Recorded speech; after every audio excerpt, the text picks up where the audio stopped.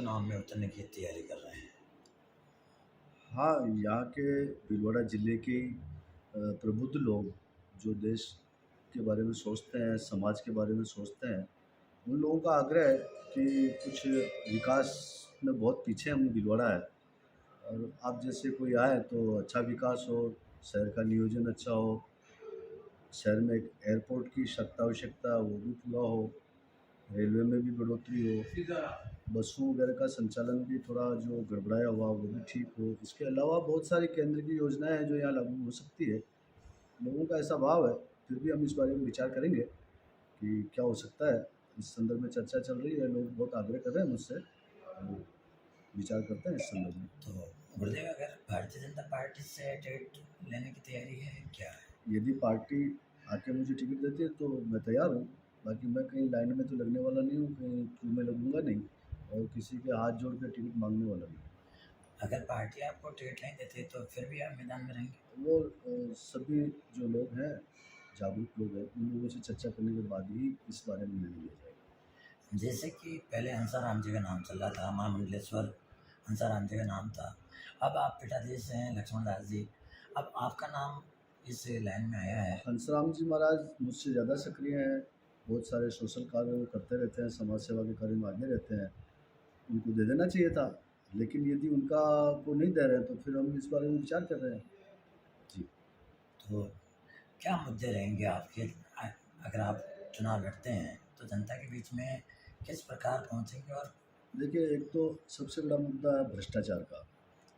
एक उदाहरण के रूप में भीलवाड़ा यूआईटी की मैं बता रहा हूँ, 2003 में मास्टर प्लान इसका सैंक्शन हुआ, उसमें इतने इन लोगों ने फुर्द-बुर्द कर दिया है कि लगभग 80,000 करोड़ का घोटाला इस भीलवाड़ा यूआईटी में है।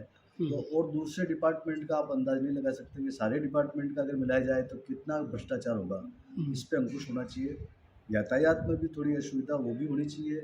शहर को एक अच्छे एयरपोर्ट की भी ज़रूरत है जिसमें 2-4 फ्लाइट नियमित मिले। इसके अलावा चिकित्सा के क्षेत्र में भी हम बहुत पीछे हैं, अच्छे डॉक्टर्स का अभाव है।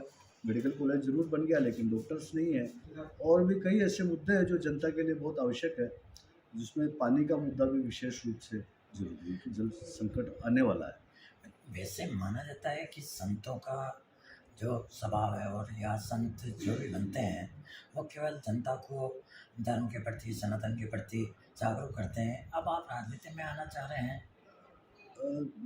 राजनीति भी धर्म से हटके नहीं हो सकती है। जहाँ विधर्म जहाँ राजनीति में घुस गया इसीलिए तो भ्रष्टाचार और अत्याचार हो रहे हैं।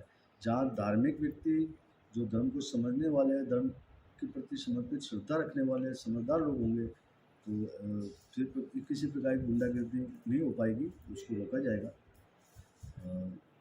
धर्म संदेश तो राजनीति से भी दिया जा सकता है, सनातन धर्म की जहाँ बात करते हैं इसीलिए एक प्रेरणा होती है कि भाई सनातन धर्म कैसे आगे बढ़े, कि इसको कैसे अक्षुण्ण रखा जाए, इसके लिए साधु संतों को आगे आना ही पड़ेगा। वैसे माना जाता है राजनीतिक क्षेत्र है, केवल भ्रष्टाचार का बोलबाला रहता है, केवल भ्रष्टाचार के अलावा इसमें कुछ नहीं है।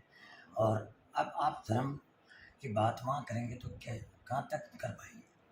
भ्रष्टाचार केवल लोग ऐसे भ्रष्ट हो गए हैं ना इसलिए राजनीति को गंदी बोलने लगे हम लोग। लेकिन जब अच्छे लोग भ्रष्टाचार नहीं करने वाले लोग होंगे, ईमानदार आदमी यदि आगे आएँगे तो आपकी धारणा बदल जाएगी और हम कोशिश ये करेंगे कि राजनीति में धारणा बदले लोगों की। जैसे दिल्ली के सीएम केजरीवाल जो पहले भ्रष्टाचार के बारे में बोलते थे कि भ्रष्टाचार नहीं होगा, भ्रष्टाचार नहीं होगा, लेकिन अब उनके ऊपर भी भ्रष्टाचार का आरोप लगा है। अगर उन्होंने भ्रष्टाचार किया तो वो नकली आदमी थे, वो भ्रष्टाचार के ईमानदारी के साथ भ्रष्टाचार को ख़त्म नहीं करना चाहते थे। जो भी है वो जाँच एजेंसियाँ जाँच कर रही है, इसके बाद में क्या रीज़न आता है वो पता लगेगा इसमें। भीलवाड़ा के संगठन आपके साथ हैं?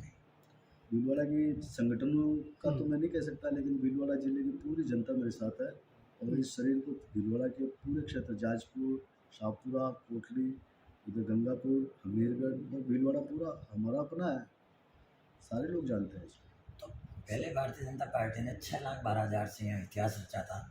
अगर आप मैदान में आते हैं तो कितना इतिहास रचेंगे? ये तो समय बता पाएगा कि कितना हो, लेकिन अच्छी जीत ही होगी। ठीक।